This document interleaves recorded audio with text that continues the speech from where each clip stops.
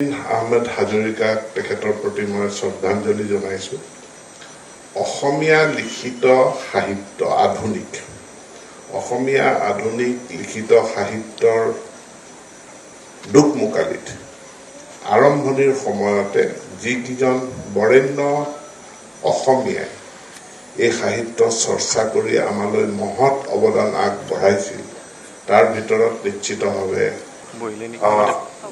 জ্ঞান মালিনী তেখেতৰ কবিতাৰ বিষয়ে মই ভাষণ দিয়াটো ধৃষ্টতা হ'ব, কিন্তু সেই যুগত আনুষ্ঠানিক উচ্চ শিক্ষা নোহোৱাকৈ তেখেতে যিখিনি কাব্য সাহিত্য চৰ্চা কৰিছিল আৰু এটা নিৰ্দিষ্ট ধাৰা তেখেত যুগমীয়া কৰি ৰখাৰ কাৰণে এটা নিৰন্তৰ প্ৰচেষ্টা চলাই আহিছে। সেই প্ৰচেষ্টাৰ কাৰণে মোৰ মনটো গুচি গ'ল 1920 তেখেতে বঁটা পাব খবৰটো পাই ভাল লাগিল আৰু মই তেখেতলৈ মোৰ অভিনন্দন জ্ঞাপন কৰিছোঁ।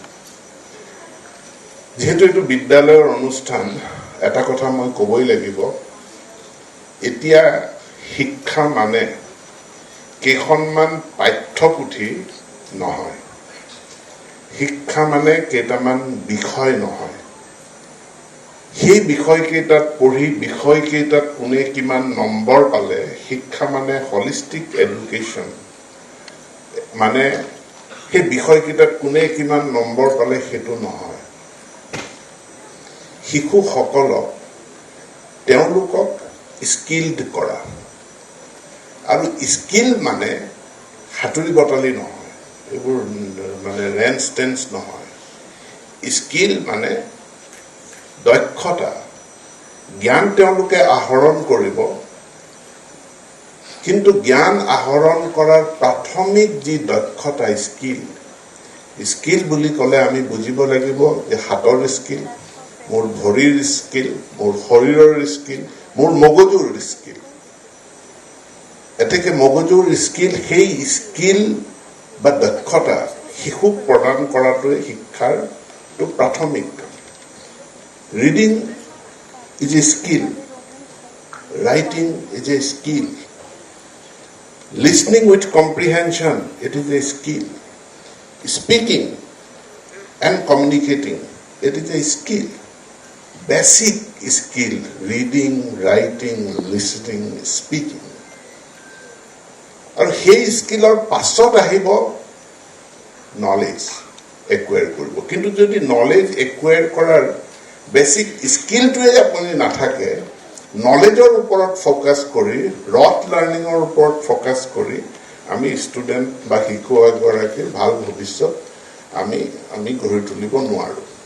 মই আমাৰ গভৰ্ণমেণ্ট স্কুলত আজিকালি এটা নতুন প্ৰগ্ৰেম ইণ্ট্ৰডিউচ কৰিছোঁ, teaching at the right level. বয়স কিমান, বয়স অনুযায়ী আগত এটা কনচেপ্ট আছিল এজ এপ্ৰপ্ৰিয়েট ক্লাছ, মই সেইটো কৈছোঁ নহ'ব। বয়স হ'লেই তেওঁ ক্লাছ 5ত থাকিব সেইটো নহ'ব। তেওঁৰ কিমান কম্প্ৰিহেনশ্যনৰ লেভেল কিমান, সেইটোৰ ওপৰত বেছ কৰি তেওঁ এই 4টা বেছিক স্কিল আয়ত্ত কৰিছে। মাৰিয়াছ পাব্লিক স্কুল এখন আগশাৰীৰ বিদ্যালয়, অকল গুৱাহাটীৰ নহয়, অসমৰ নহয়, উত্তৰ পূৰ্বাঞ্চলৰ এখন আগশাৰীৰ বিদ্যালয়। কিন্তু আগশাৰীৰ বিদ্যালয় হোৱাৰ পাছতো মই আৰু এটা স্কিলৰ কথা ক'ম, যে 21st century স্কিল বুলি আজি যাক কোৱা হয়, সেই স্কিল যদি আমি আমাৰ শিশুসকলক যদি দিব নোৱাৰোঁ, তেওঁলোকক তাৰ কাৰণে আমি যদি হাতত ধৰি আমি শিকাব নোৱাৰোঁ, তেনেহ'লে কেৱল অংক, বুৰঞ্জী, জিঅ'গ্ৰাফী কিছুমান লেচন শিকাই পেলাই আমি তেওঁলোকক পূৰ্ণাংগ মানুহ কৰিব নোৱাৰোঁ। 21st century স্কিল কি? What is 21st century skill? Creative thinking,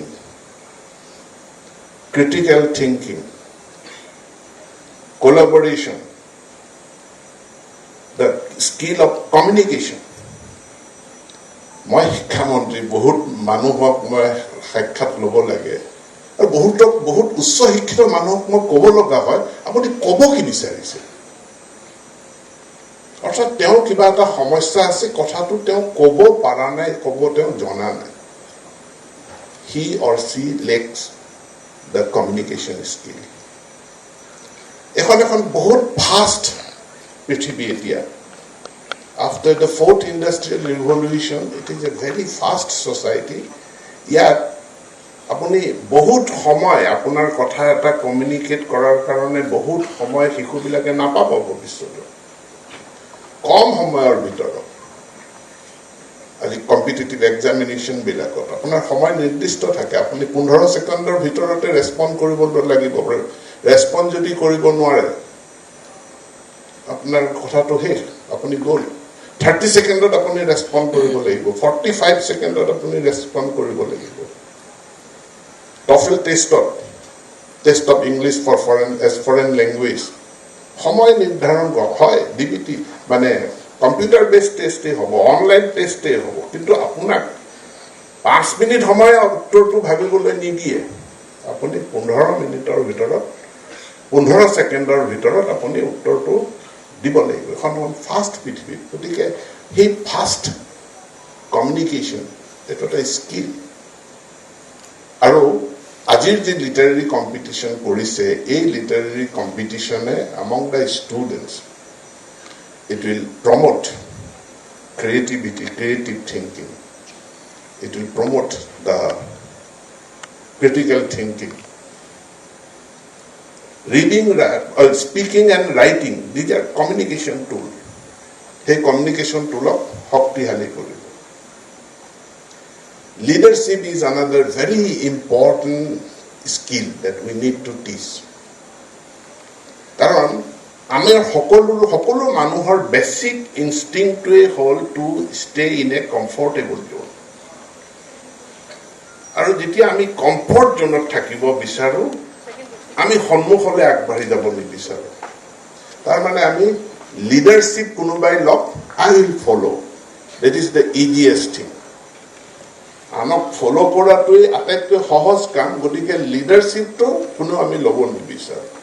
কিন্তু leadership is so' essential. You refuse to take leadership in the school, you refuse to take leadership in the community, you refuse to take leadership in the society. Ultimately, he or she marries and have a family. Now the question comes, who will lead that family? So without training, without the skill of leadership, many people fail to give leadership to their families. And that is the cause of many families' failure, many families' mismanagement. ডাঙৰ ইনষ্টিটিউশ্যনৰ management পিছত চিন্তা কৰিব, স্কুলৰ management পিছত চিন্তা কৰিব, কিন্তু ফেমিলিৰ মেনেজমেণ্ট এইটো অতি গুৰুত্বপূৰ্ণ. আৰু ফেমিলিৰ মেনেজমেণ্ট যদি শিকিব লাগে, এই বাচ্চা হৈ থাকোঁতে, শিশু হৈ থাকোঁতেই ইয়াক মই লিডাৰশ্বিপক এটা 21st century স্কিল হিচাপে আয়ত্ত কৰিব লাগিব. We are dogmatic. আমি এটা আকুৰ গোজ স্থিতি ল'লোঁ, এইটো মোৰ কথা, এইটো মোৰ মতে, এইটো হ'ব লাগিব. আনক মই একমডেট নকৰোঁ. আমি এতিয়া এটা প্লুৰেল ছ'চাইটিত বসবাস কৰিছোঁ.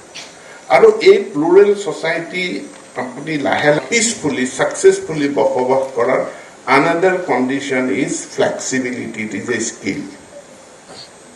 You need to learn, students need to learn how to be flexible, how to live in a plural society, how to adjust oneself. Tomorrow someone will go and join a big company.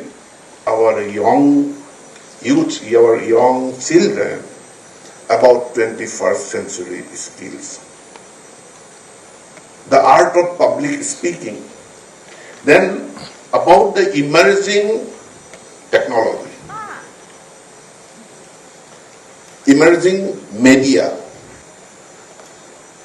Having a computer was a big problem for many families. They cannot afford to buy in private and public schools. যেতিয়াৰ NEP মতে এখন ব্যক্তিগত খণ্ডৰ বিদ্যালয় চৰকাৰী বিদ্যালয়ৰ মাজত সহযোগিতা থাকিব লাগে সেই কামটো মাৰিয়াছ পাব্লিক স্কুলে কৰিছে আৰু তাৰ কাৰণে মই তেখেতক ধন্যবাদ দি যিসকলে এৱাৰ্ড পাইছে বঁটা ৰেচিপিয়েণ্টসকলক বঁটা প্ৰাপকসকলক আৰু লগতে সকলো পাৰ্টিচিপেণ্ট খেলত জিকা হাৰাটো ডাঙৰ কথা নহয় প্ৰাইজ পালোনে নাই সেইটো প্ৰাইজটো এজন দুজন তিনিজনে পাব প্ৰাইজ পালোনে নাপালো সেইটো ডাঙৰ কথা নহয় অংশগ্ৰহণ কৰাটোৱেই আটাইতকৈ ডাঙৰ কথা অংশগ্ৰহণ কৰা সকলো ছাত্ৰ ছাত্ৰীক মোৰ ফালৰ পৰা শুভেচ্ছা জনাই অভিনন্দন জনাই মই মোৰ বক্তব্য সামৰণি মাৰিছোঁ ধন্যবাদ